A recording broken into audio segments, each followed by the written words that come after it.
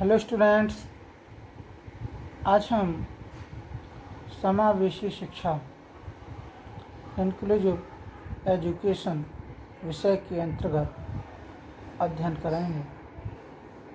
छात्रों, आज हम अध्ययन करेंगे शैक्षिक अवसरों की समानता या शैक्षिक अवसरों की समानता का अर्थ को भी जानेंगे। क्या है meaning of equality of educational opportunities, यानी कह सकते हैं कि ये जो शैक्षिक अवसर की जो समानताएं हैं, और किसको शैक्षिक अवसरों की समानता कहा जा सकता है। अंग्रेजी शासन में शिक्षा केवल उच्च वर्ग के लिए ही थी। उच्च वर्ग के लोग शिक्षा पर अपना अधिकार समझते थे। शिक्षा संबंधी सुविधाएं पर्याप्त मात्रा में उपलब्ध नहीं थी, जिसे समाज के सभी वर्गों को इन सुविधाओं से लाभान्वित किया जा सके। अंग्रेजी शासन होने के कारण शिक्षा सुविधाएं उन्हें व्यक्तियों को मिलती थीं जो व्यक्ति अंग्रेजी शिक्षा प्राप्त करना चाहते थे, जिसके कारण निर्धन व्यक्ति कुशाग्र बुद्धि तथा प्रतिभाशाली होने के बाद भी इन सुविधाओं से वंचित होकर उच्च शिक्षा प्राप्त नहीं कर पाता था। इसके साथ साथ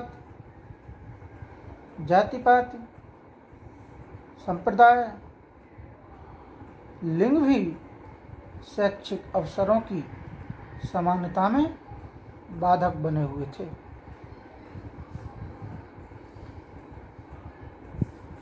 सन 1947 में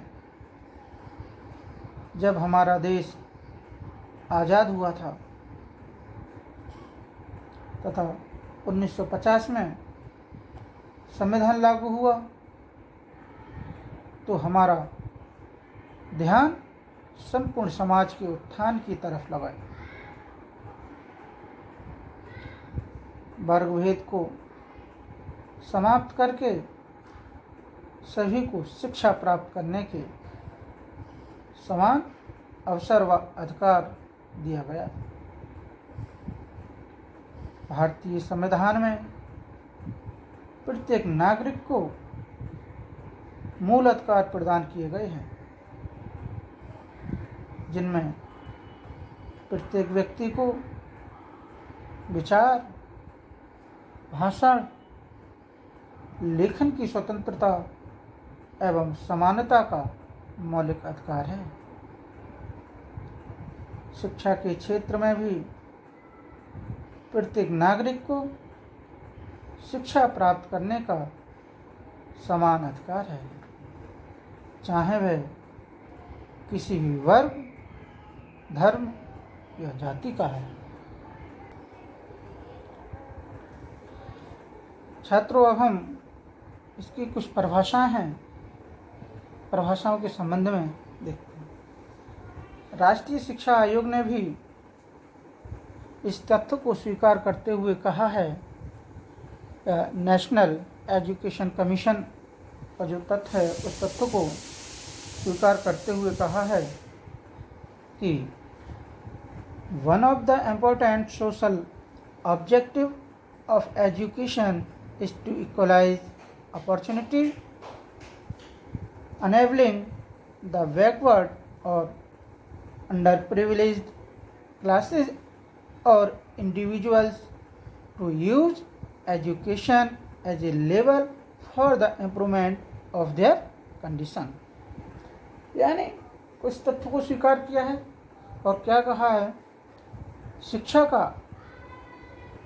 एक महत्वपूर्ण सामाजिक उद्देश्य शैक्षिक अवसरों की समानता को प्रदान करना है एवं पिछड़े अथवा अपर्याप्त सुविधाएं प्राप्त वर्ग या व्यक्तियों को अपने विकास के लिए शिक्षा प्राप्त करने के योग्य बनाना है।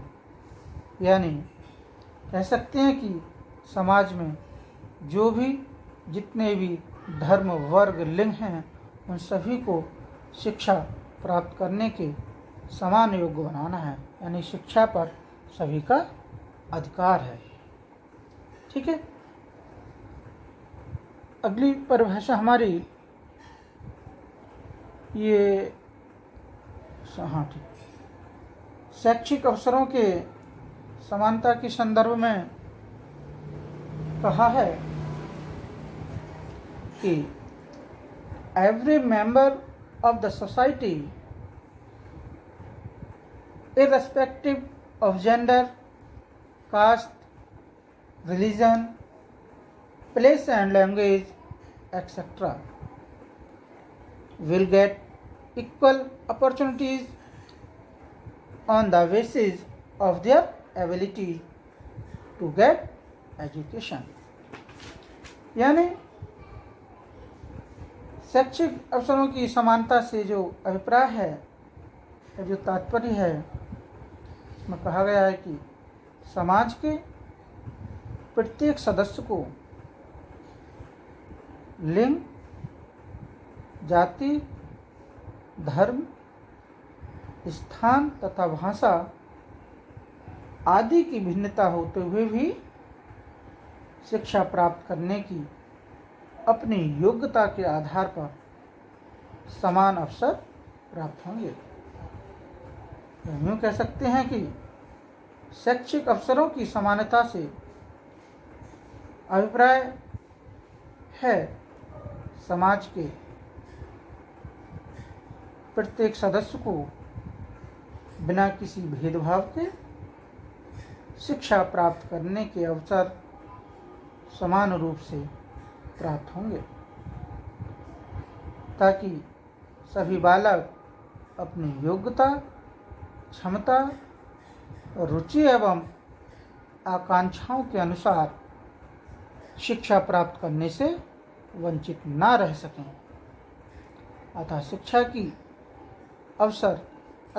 के अवसर की समानता प्रजातांत्रिक देश की अनिवार्य आवश्यकता है। ठीक है छात्रों।